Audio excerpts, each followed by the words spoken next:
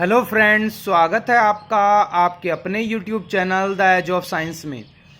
आज हम इस वीडियो में ऑर्गेनिक केमिस्ट्री से एक ऐसा रूल आपको बताने जा रहे हैं जो बोर्ड एग्ज़ाम के पॉइंट ऑफ व्यू से बहुत ज़्यादा इम्पॉर्टेंट है। बोर्ड एग्ज़ाम में इसके क्वेश्चन देखने के लिए मिलते हैं और जो कॉम्पिटिटिव एग्ज़ाम है उसमें भी यहाँ से क्वेश्चन पूछा जाता है। ऑर्गेनिक कन्वर्जन में इस रूल की बहुत बड़ी भूमिका है। तो ये जो रूल है ये है आपका मार्कोनिकॉफ रूल, अर्थात मार्कोनिकॉफ का नियम। मार्कोनी ने हमें क्या बताया था, यानी कि मार्कोनी रूल में क्या है, इसी चीज़ को आज हम एक्सप्लेन करेंगे। देखिए रूल आपके सामने है, लिखा हुआ है, during the addition across unsymmetrical double bond the negative part of the attacking reagent attached itself to the carbon atom carrying lesser number of hydrogen atom while the positive parts goes to the carbon atom with more number of hydrogen atoms। Explain करते हैं इसको, क्या क्या Markovnikov ने कहा था। Markovnikov ने जो वर्क किया, देखिए सबसे पहले वो किया अनसिमेट्रिकल डबल बॉन्ड पर, मतलब एल्कीन पर, अनसिमेट्रिकल एल्कीन पर। तो सबसे पहली बात ये आती है कि हमारी अनसिमेट्रिकल एल्कीन होती क्या है, किसको हम अनसिमेट्रिकल एल्कीन बोलते हैं। देखिए सपोज दैट ये कोई एल्कीन है, CH2 डबल बॉन्ड CH2, ठीक है, और एक एल्कीन है CH3 single bond CH double bond CH2। एक आपकी एल्कीन हो गई CH3 single bond CH double bond CH single bond CH3, और एक आपकी एल्कीन हो जाती है ऐसे ही CH3 single bond CH2 single bond CH double bond CH single bond CH3। ये भी एक आपकी एल्कीन है।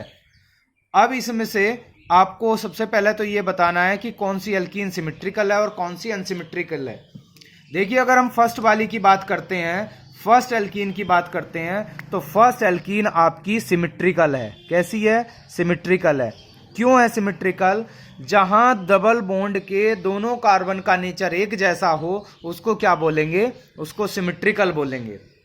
यहां देखिए ये डबल बॉन्ड था, इन डबल बॉन्ड का नेचर एक जैसा नहीं है, मतलब कार्बन का नेचर एक जैसा नहीं है। किसके? डबल बॉन्ड के अराउंड। अगर यहां डबल बॉन्ड के बाद कार्बन की बात करते हैं तो इस पर 2 हाइड्रोजन जुड़े हुए हैं। इस कार्बन की बात करते हैं तो 1 हाइड्रोजन है, 1 CH3 है। तो ये कैसी है? अनसिमेट्रिकल है, ये अनसिमेट्रिकल है। इसकी बात करते हैं तो यहाँ दोनों का नेचर आप एक जैसा देख रहे हैं, तो ये भी आपकी सिमेट्रिकल है। और इसके की बात करें तो यहाँ आप देख रहे होंगे इधर इथाइल है, इधर मिथाइल है, तो ये भी आपकी अनसिमेट्रिकल है। अच्छा, सिमेट्रिकल अनसिमेट्रिकल से मार्कोनिकॉफ रूल पर क्या इफेक्ट पड़ता है ये अभी देखते हैं। एक्चुअली मार्कोनिकॉफ ने क्या किया था, मार्कोनिकॉफ ने एडिशन रिएक्शन की थी। किसकी एडिशन रिएक्शन की थी मार्कोनिकॉफ ने? मान लिया हमने एल्कीन ले लिया CH2 डबल बॉन्ड CH2, और इसकी रिएक्शन किसी हाइड्रोजन हैलाइड से करा दें। हाइड्रोजन हैलाइड जैसे HCl से करा दी। हाइड्रोजन हैलाइड कौन कौन? HCl, HBr, HI, HF, ये जो होते हैं, इनकी रिएक्शन अगर करा दें तो इनमें जो निगेटिव पार्ट होगा वो वहां पर जाएगा जहां हाइड्रोजन कम होंगे। लेकिन ये जो एल्कीन है आपकी, ये तो सिमेट्रिकल है, यहां भी हाइड्रोजन 2 हैं, यहां भी हाइड्रोजन 2 हैं, तो आपका कहीं भी जा सकता है Cl और कहीं भी जा सकता है आपका H। तो आपका यहां से जो प्रोडक्ट बनेगा वो बनेगा CH3 single bond CH2 single bond Cl, ठीक है। ये तो थी सिमेट्रिकल की बात, जहां सिमेट्रिकल एल्कीन आपकी आती है।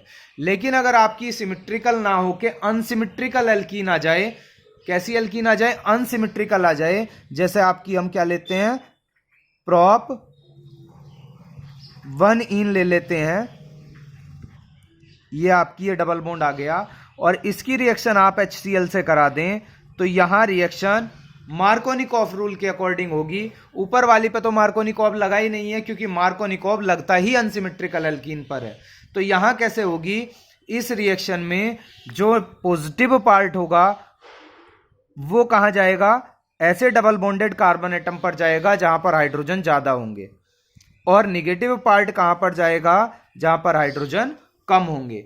तो यहां जो प्रोडक्ट बनेगा आपका, क्या बनेगा प्रोडक्ट? यहां से CH3 single bond CH, CH पर ही आपका क्या आ जाएगा Cl और आगे आ जाएगा CH3।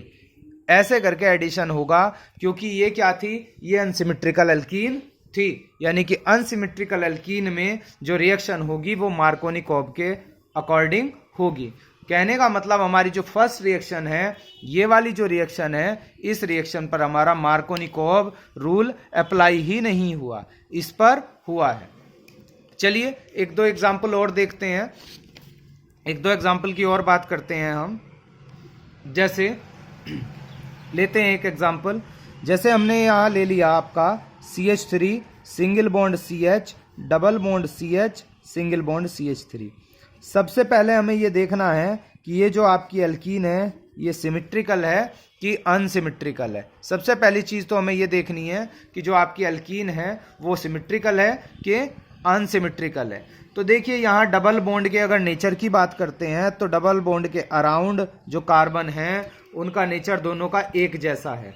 अगर ऐसी कंडीशन आती है तो कहीं भी आपका H चला जाता है और कहीं भी आपका Cl चला जाता है, ठीक है, क्योंकि दोनों जगह हाइड्रोजन का जो नंबर है वो एक जैसा है। तो एल्कीन आपकी हो गई सिमेट्रिकल, और जब सिमेट्रिकल एल्कीन हो जाती है तो इस पर मार्कोनिकोव रूल अप्लाई नहीं होता, ये अभी आपको बताया था। तो यहाँ से क्या आ जाएगा CH Cl plus single bond CH3, ये आपका बन जाएगा, ठीक है। यहां मार्कोनिकोव रूल अप्लाई नहीं हुआ। लेकिन एक और एग्जाम्पल लेते हैं, बड़ा अच्छा इंपॉर्टेंट एग्जाम्पल है। जैसे CH3 single bond CH2 CH, double bond CH, single bond CH3। ये रिएक्शन बड़ी पूछी जाती है, ज़्यादा पूछी जाने वाली रिएक्शन है ये। इसमें देखिए आपकी जो एल्कीन है वो तो कैसी है, सिमेट्रिकल के अनसिमेट्रिकल, वो है आपकी अनसिमेट्रिकल। कैसे पता लगा, क्योंकि इधर इस वाले कार्बन पर CH3 ही है और इस डबल बॉन्डेड कार्बन पर इथाइल है।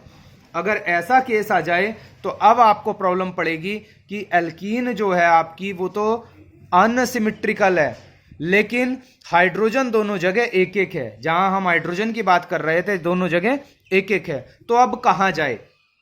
तो ऐसे केस में जो निगेटिव पार्ट होता है, निगेटिव पार्ट जानते ही हैं आप, हाइड्रोजन क्लोराइड में जो हाइड्रोक्लोरिक है, हाइड्रोक्लोरिक या हाइड्रोजन क्लोराइड अगर गैसेस फॉर्म में होता है तो इसको बोलते हैं हाइड्रोजन क्लोराइड, और लिक्विड फॉर्म में होता है तो इसको बोलते हैं हाइड्रोक्लोरिक एसिड। तो इसमें Cl पर तो हमेशा निगेटिव चार्ज होता है और H पर पॉजिटिव चार्ज होता है।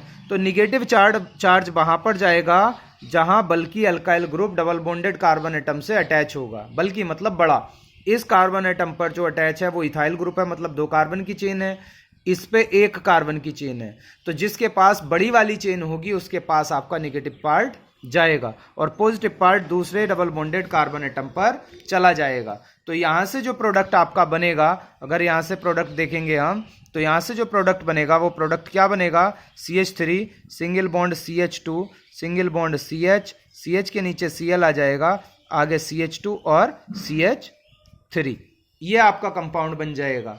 तो आपका जो ऊपर वाला हुआ ये वाला ब्यूटुइन वाला, यानी कि ये आपका मार्कोनिकोव रूल इस पर भी अप्लाई नहीं होता और इस वाले पर अप्लाई होता है। तो किस किस पर अप्लाई होता है आपका, अगर पीछे की बात करते हैं तो आपने देखा होगा यहाँ किस पर अप्लाई हो रहा था, यहाँ इस पर अप्लाई नहीं हो रहा था। मतलब किस पर अप्लाई हुआ, अगर हम बात करते हैं तो प्रोप 1 इन पर अप्लाई हुआ है, प्रोप 1 इन पर अप्लाई हुआ है। और यहाँ की बात करते हैं तो पेंट 2 इन पर भी अप्लाई हुआ है। किस किस पर अप्लाई नहीं हुआ, इथीन पर अप्लाई नहीं हुआ है, जो इथीन होती है इथीन पर अप्लाई नहीं हुआ है, और आपका ब्यूट 2 इन पर भी अप्लाई नहीं हुआ है।